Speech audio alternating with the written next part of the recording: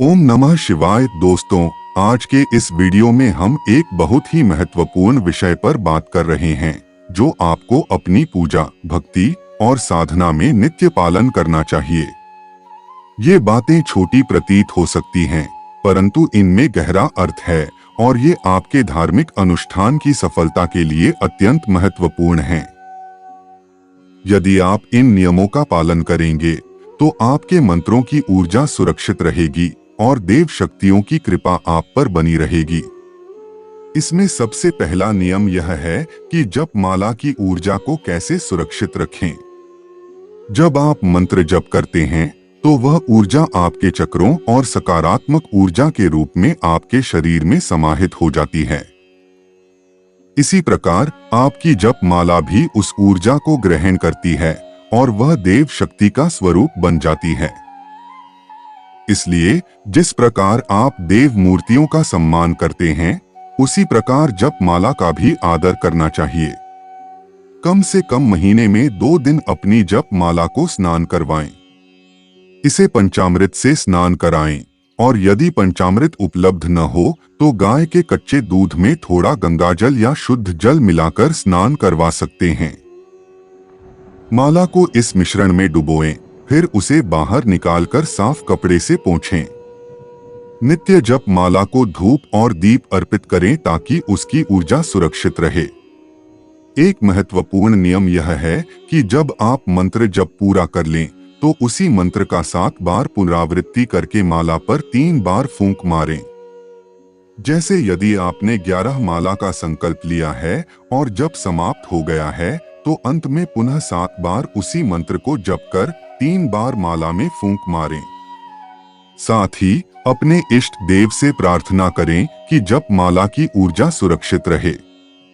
अंत में माला को मंदिर में एक निश्चित स्थान पर रखें। उसे इधर उधर या खूंटी पर न लटकाएं, क्योंकि इससे उसकी ऊर्जा का क्षय होता है। अपनी जप माला को किसी और को न दें, न ही किसी और को इसका उपयोग करने दें, क्योंकि हर व्यक्ति की अपनी ऊर्जा होती है। अगर 2 लोग एक ही जप माला का उपयोग करते हैं तो उनकी ऊर्जा आपस में टकराती है, जिससे माला की शक्ति का क्षय हो सकता है। जब जप कर रहे हों तो माला को ढककर रखें ताकि वह दिखाई न दे। इसके लिए आप बाजार में उपलब्ध ग का भी उपयोग कर सकते हैं। दूसरा महत्वपूर्ण बिंदु है आपका पूजा स्थल। जिस कमरे में आप पूजा करते हैं, जहां आपकी देव मूर्तियां और भगवान शिव की प्रतिमा स्थापित हैं, उसे साधारण कमरा न समझें। यह कमरा विशेष ऊर्जा और पवित्रता से भरा होता है।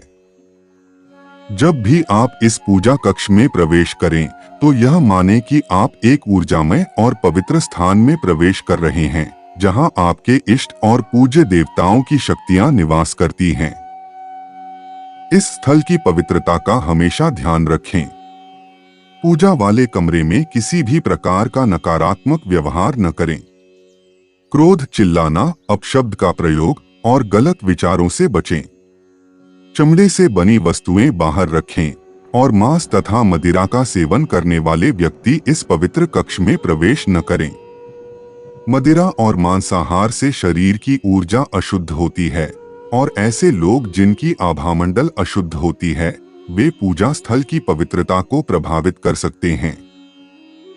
इसीलिए पूजा कक्ष में केवल शुद्ध, सकारात्मक ऊर्जा वाले लोग ही प्रवेश करें। सात्विक आहार का सेवन करें, क्योंकि यह आपकी साधना और मंत्रों के प्रभाव को बढ़ाता है। साधकों को मांस और मदिरा से दूर रहना चाहिए, क्योंकि यह आपकी आभामंडल को नकारात्मक रूप से प्रभावित करते हैं।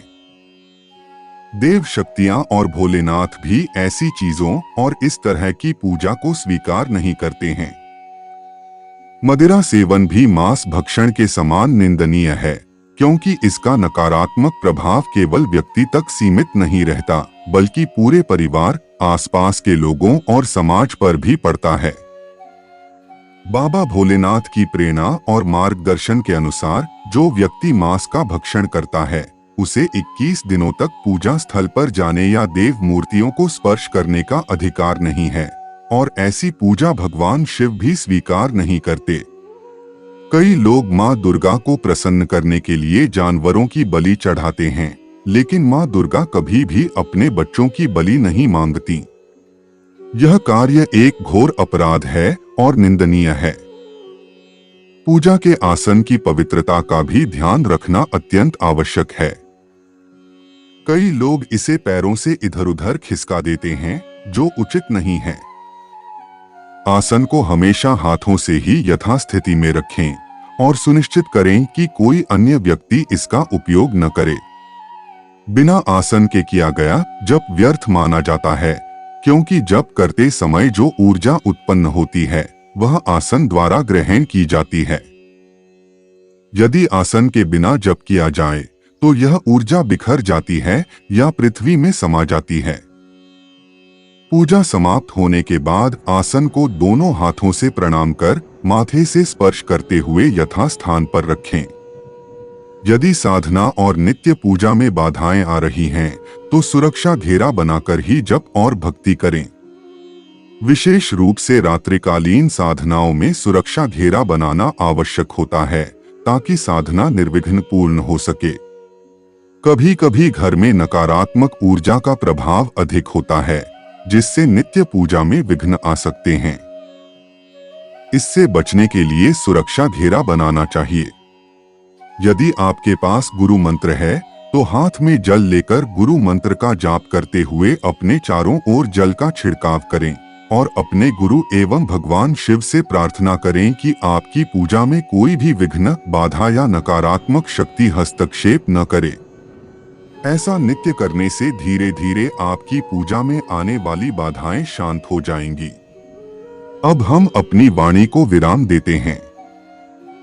कृपया बताएं कि आपको यह वीडियो कैसी लगी। यदि कोई त्रुटि हो गई हो तो क्षमा चाहते हैं। अगर वीडियो पसंद आई हो तो इसे लाइक करें और कमेंट बॉक्स में हर हर महादेव नमः शिवाय लिखें। इस वीडियो को अपने दोस्तों और परिवार के साथ शेयर करें और हमारे चैनल को सब्सक्राइब करना न भूलें। धन्यवाद।